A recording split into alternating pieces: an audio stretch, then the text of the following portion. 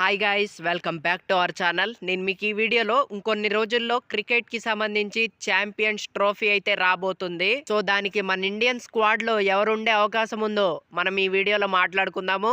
ఆలస్యం లేకుండా let's get in to the video. ముందుగా ఓపెనర్ విషయానికి వస్తే, ఓపెనర్గా ఇంకా కెప్టెన్గా హిట్ మ్యాన్ రోహిత్ శర్మ ఉండే అవకాశం ఉంది. Is the best batsmen and best captain అనే చెప్పాలి. సో తనైతే నెంబర్ 1 పొజిషన్లో అయితే ఆడతాడనమాట. అండ్ ఇక నెక్స్ట్ ఓపెనర్గా శుభ్మన్ గిల్ ఆడే అవకాశం అయితే ఉంది. అండ్ తను కూడా మంచి క్లాస్ ప్లేయర్ అనమాట. అండ్ చాలా మంచి బ్యాట్స్మెన్ కూడా. తనకి మంచి సెంచరీస్ కూడా ఉన్నాయి ఈ ఫార్మాట్లో. ఇక వన్ డౌన్ విషయానికి వస్తే క్వశ్చనే లేకుండా కింగ్ కోహ్లీ ఆడతాడనమాట. మనందరికీ తెలుసు కదా, కింగ్ కోహ్లీకి ఈ ఫార్మాట్లో, ఓడిఐ ఫార్మాట్లో ఎన్ని సెంచరీస్ ఉన్నాయో దగ్గరగా 50కి పైగా సెంచరీస్ అయితే ఉన్నాయన్నమాట. సో తను చాలా మంచి బ్యాట్స్మెన్ అనమాట ఈ ఫార్మాట్లో. సో తనైతే ఖచ్చితంగా ఉంటాడు. ఇక 4th ప్లేస్ విషయానికి వస్తే, 4th ప్లేస్లో శ్రేయాస్ అయ్యర్ ఆడే అవకాశం అయితే ఉంది. శ్రేయాస్ అయ్యర్ ఎందుకంటే తను చాలా మంచి బ్యాట్స్మెన్ అనమాట. ఎందుకంటే తను లాస్ట్ వరల్డ్ కప్ కనుక మనం చూసుకుంటే తను చాలా బాగా ఆడాడు. అండ్ లాస్ట్ ఫ్యూ ఇయర్స్గా తను ఈ ఫార్మాట్లో, ఓడిఐ ఫార్మాట్లో కూడా చాలా బాగా రన్స్ అయితే స్కోర్ చేస్తున్నాడు. డొమెస్టిక్ క్రికెట్లో కూడా అయ్యర్కి బాగా రన్స్ అయితే ఉన్నాయి. ఇక నెక్స్ట్ ప్లేస్లో వికెట్ కీపర్ ప్లేస్లో మాత్రం నా చాయిస్ అయితే అన్డౌటెడ్లీ రిషబ్ పంత్ అని చెప్పాలి. So is a aggressive batsmen and చాలా మంచి వికెట్ కీపింగ్ అయితే చేస్తాడు. మెయిన్గా సపోర్టివ్ బ్యాట్స్మెన్ అబ్బా, తను చాలా మంచి బ్యాట్స్మెన్ అనమాట. తనని తన స్టైల్లోనే ఆడనివ్వాలి. సో ఆ రోజే తనకి బాగా రిజల్ట్స్ వస్తాయన్నమాట. అండ్ ఇండియన్ టీంకి కూడా మంచి రిజల్ట్స్ అయితే వస్తాయి. సో తనని తనలాగా ఆడిస్తేనే బెటర్ నన్ను అడిగితే. సో రిషబ్ పంత్ అయితే నెంబర్ 5 ప్లేస్లో అయితే వస్తాడు. ఇక నెక్స్ట్ ప్లేస్లో వేరే థాటే లేకుండా చెప్పొచ్చు, all rounder Hardik Pandya is the best all rounder in the world అని చెప్పాలి. సో ప్రెజెంట్ అనమాట నేను అనేది. సో రీసెంట్గా తన కరెంట్ ఫామ్ కూడా బాగుందనమాట. అండ్ తను ఏ టైంలో అయినా బ్యాటింగ్ చేయగలడు. అండ్ చాలా మంచి బౌలర్ కూడా. T20 world cup గెలిపించాడు. సో అది వేరే ఫార్మాట్ అనుకోండి. కానీ తను బెస్ట్ ఫీల్డర్, మెయిన్గా అన్నిటికన్నా బెస్ట్ ఫీల్డర్ అనమాట హార్దిక్ పాండ్యా. సో అదనమాట, తనైతే ఆడతాడు నెంబర్ 6 ప్లేస్లో.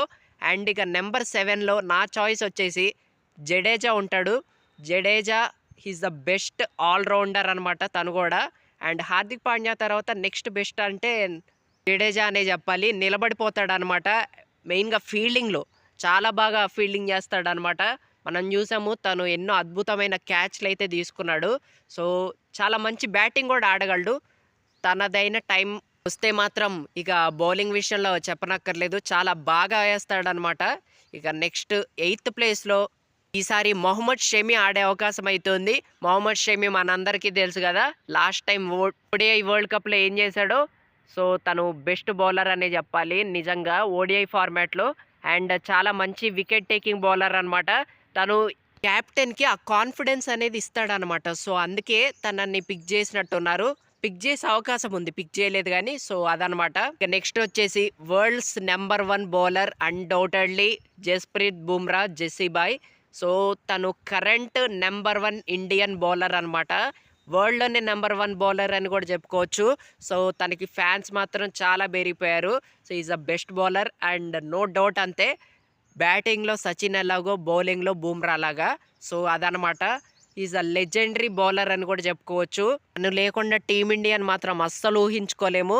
సో తనైతే ఖచ్చితంగా ఉంటాడనమాట. సో మెయిన్గా బుమ్రా బౌలింగ్ అయితే మనకి చాలా అవసరం.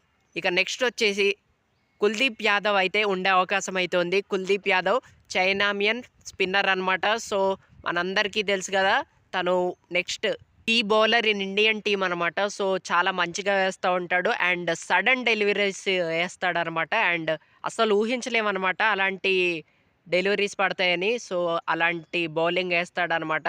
సో కుల్దీప్ యాదవ్ కూడా మంచి బౌలర్ అనే చెప్పాలి. సో తనైతే ఉంటాడు స్క్వాడ్లో. ఇక నెక్స్ట్ వచ్చేసి మొహమ్మద్ సిరాజ్, తను కూడా ఖచ్చితంగా ఉంటాడనమాట. ఎందుకంటే తను 100% ఎఫర్ట్స్ అయితే పెడతాడనమాట.